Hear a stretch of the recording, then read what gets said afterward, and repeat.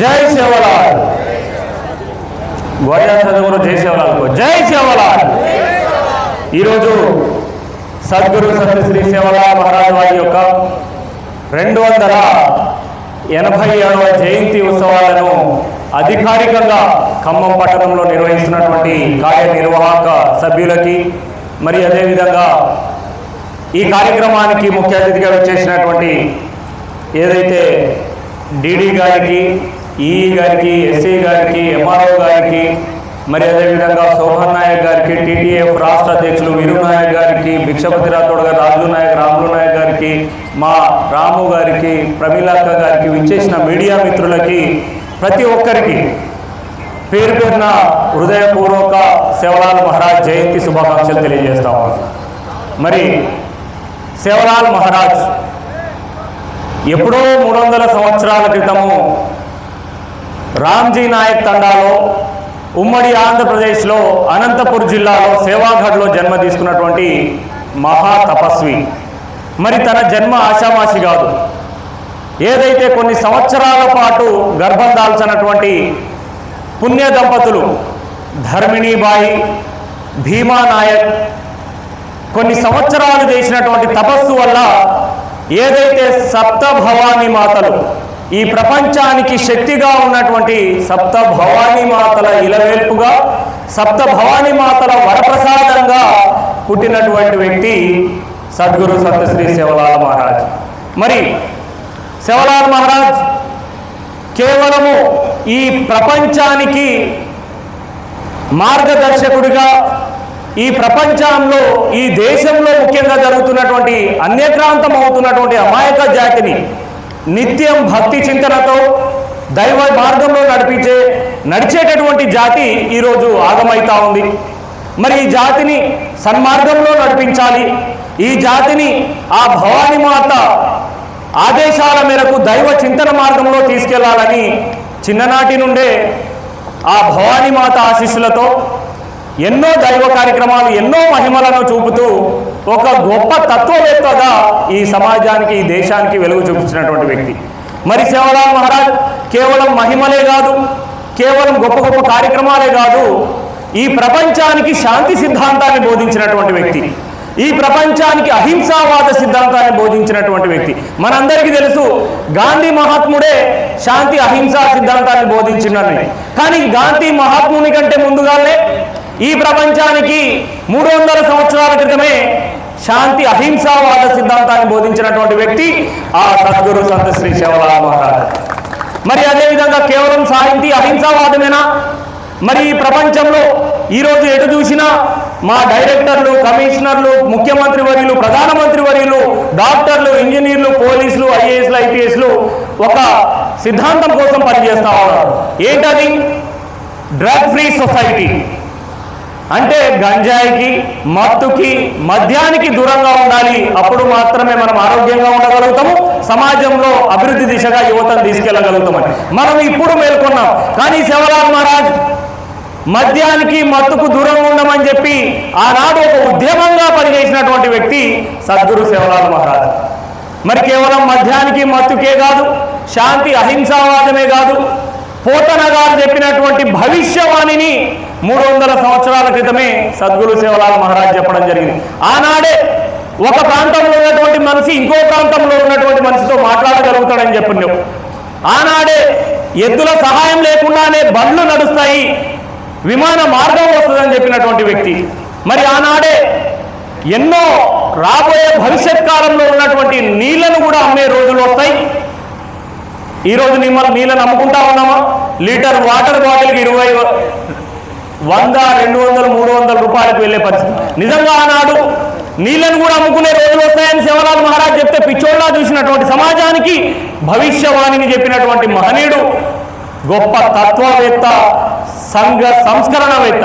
మరి సంఘ సంస్కరణవేత్త అంటే ఆనాడు బ్రిటిషర్లకు, ఆనాడు మహమ్మదీయులకు బారిన పడి హిందూ ధర్మము, బంజారా ప్రజలు ఏ ధర్మంలో అయితే పుట్టారో అదే ధర్మాన్ని గొప్పగా భావించి అదే ధర్మంలో చావాలని చెప్పినటువంటి వివేకానందుడి కంటే ముందుగానే ఫేరీ ఫార్ ఉద్యమం చేసినటువంటి వ్యక్తి, స్వధర్మం కోసం నిలబడినటువంటి వ్యక్తి సేవలాల్ మహారాజ్। చూడండి ఈరోజు దైవ చింతన, సంఘ సంస్కరణకర్త, ఆర్థికవేత్త.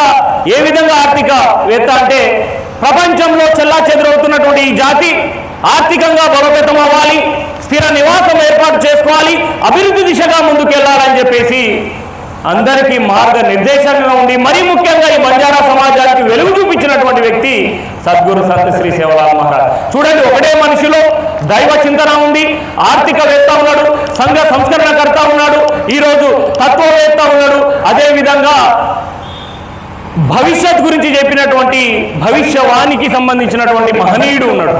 మరి అదేవిధంగా సమాజం కోసం నిలబడినటువంటి, పోరాటం చేసినటువంటి, ఫేరీ ఫార్ ఉద్యమం చేసి స్వధర్మం కోసం, హిందూ ధర్మం కోసం పోరాటం చేసినటువంటి ఒక పోరాట వీరుడు సేవలాల్ మహారాజ్లో కనబడతా ఉన్నాడు.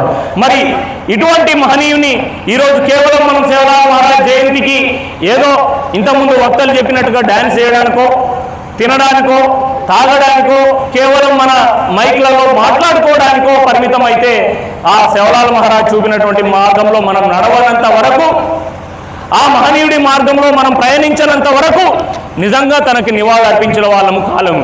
కాబట్టి ప్రతి ఒక్క బంజారా బిడ్డ, తెలంగాణ రాష్ట్రంలో ఉన్నటువంటి 70 లక్షలకు పైచిలకు ఉన్న బంజారాలు, భారతదేశంలో ఉన్నటువంటి 17 కోట్లకు పైచిలుకున్న బంజారా ప్రజలు, మరి అదేవిధంగా ఈ ప్రపంచ దేశాలలో 63 దేశాలలో విస్తారంగా 70-80 మిలియన్లుగా ఉన్నటువంటి బంజారాల యొక్క ఆరాధ్య దైవం.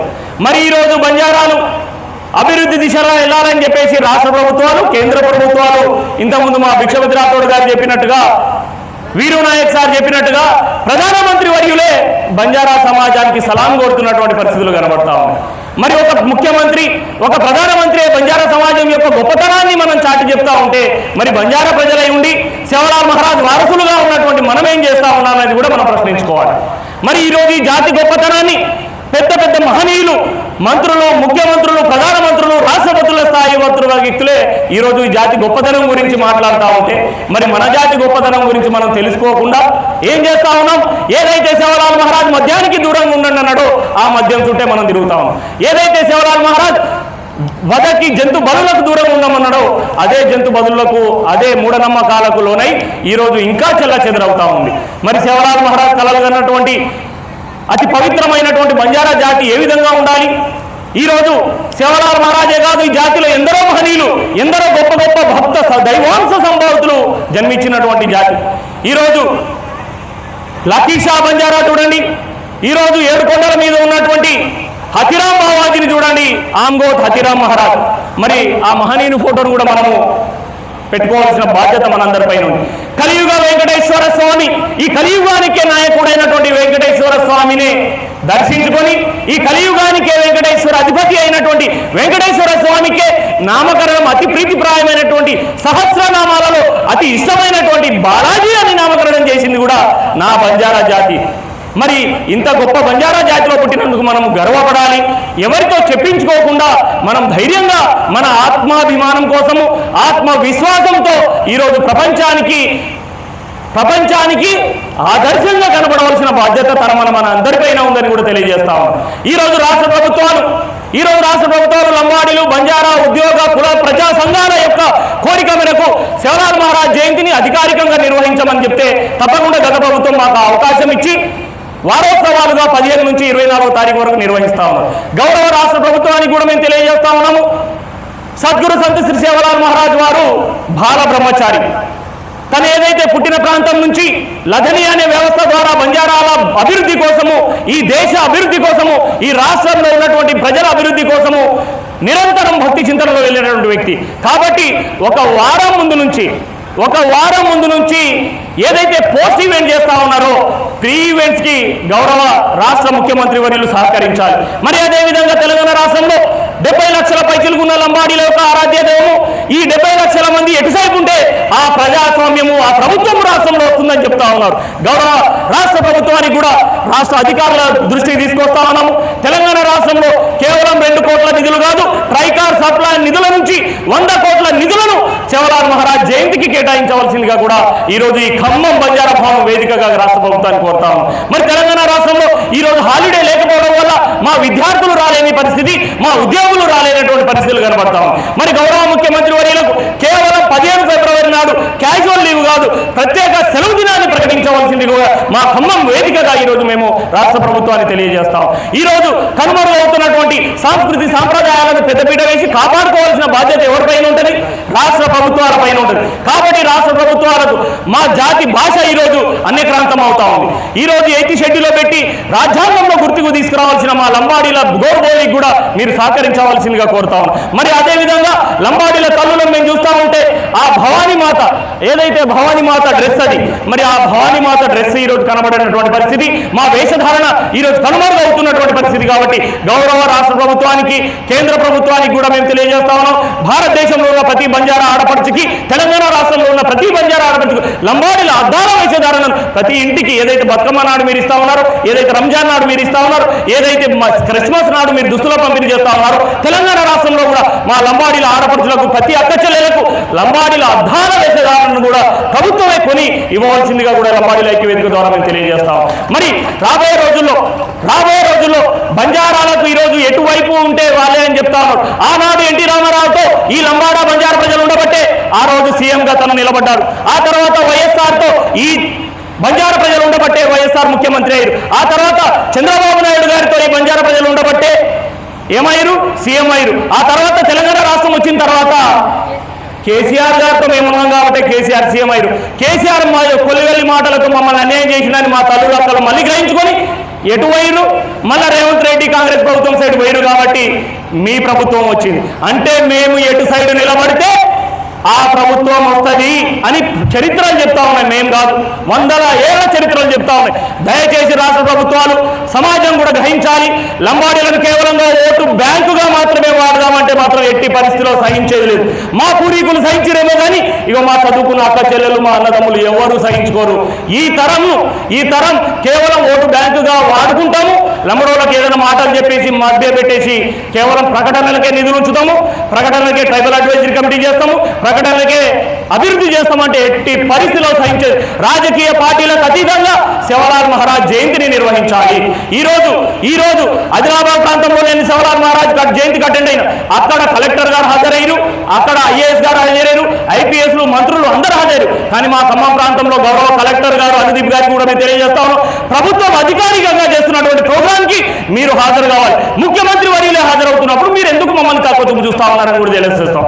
ఇక్కడ ఈ తెలంగాణ రాష్ట్రంలోనే కాదు, అన్ని జిల్లాలలో, అన్ని నియోజకవర్గాలలో ప్రతి ఒక్క కలెక్టర్ అధికారిక ప్రోగ్రాన్ని మీరే కండక్ట్ చేయాలి. ఇది ఏంటంటే మా జాతి చేస్తున్నటువంటి ప్రోగ్రాం కాదు, ఇది అధికారిక ప్రోగ్రాం కాదు. తప్పకుండా 119 నియోజకవర్గాల్లో ఉన్న జిల్లా అధికారులు, అన్ని విభాగాల అధికారులు, వారితో పాటుగా ఐఏఎస్ ఐపీఎస్ అధికారులు, ఎమ్మెల్యేలు, మంత్రులు కూడా పాల్గొని ఈ జయంతి కార్యక్రమాలని నిజంగా మీరు చేస్తున్నటువంటి ఆ అభివృద్ధి భాగంలో సహకరించి ప్రోత్సహించాలి. లేని పక్షాన తప్పకుండా మమ్మల్ని ఆహ్వానిస్తున్నారని తెలియజేస్తాము. కొన్ని ప్రాంతాలేమో అందరు హాజరే చేస్తారు, కొన్ని ప్రాంతాలేమో వివక్ష చూపిస్తారు. మరి ఈ వివక్ష లంబాడి ప్రజల మీదనా, మా దేవుడి మీదనా అని చెప్పేసి మేము అడుగుతాము. నిజంగా మీకు వివక్ష చూపిస్తే ఈ జయంతి అధికారికంగా చేయకండి భయ్. చేస్తే మాత్రం నిజంగా అధికారికంగానే చేయండి. ఏదో 4-5 వచ్చేసి చేసిపోతామంటే కుదరదు. రాబోయే రోజుల్లో తెలంగాణ రాష్ట్రంలో రాబోయే రోజుల్లో ఇంత పెద్ద జాతికి ఏదైతే మా మంత్రి పదవి లేదు, ఈరోజు చైర్మన్ పదవులు లేవు, ఈరోజు అధికారులకు, ఉద్యోగులకు, ఉపాధ్యాయులకు, విద్యార్థులకు, మహిళలకి అందరికీ అన్యాయం జరుగుతూ ఉంది. మరి మీకు కూడా ఈ జాతి నమ్మకంతో ఓటేసి సీటు మీద కూర్చోబెట్టింది. మరి ఈ జాతిని విస్మరిస్తే మిగతా ఎమ్మెల్యేలకు, మంత్రులకు ఏ గతి పట్టిందో అదే గతి ఇక్కడ ఖమ్మం నుంచి ఢిల్లీ దాకా పడుతుందని తెలియజేస్తూ ఈ అవకాశం ఇచ్చినటువంటి మా అధికారులకి, కార్యనిర్వాహక సభ్యులకి పేరున ఉద్యమాభివందనాలు తెలియజేస్తూ జై శివలాల్, జై తెలంగాణ.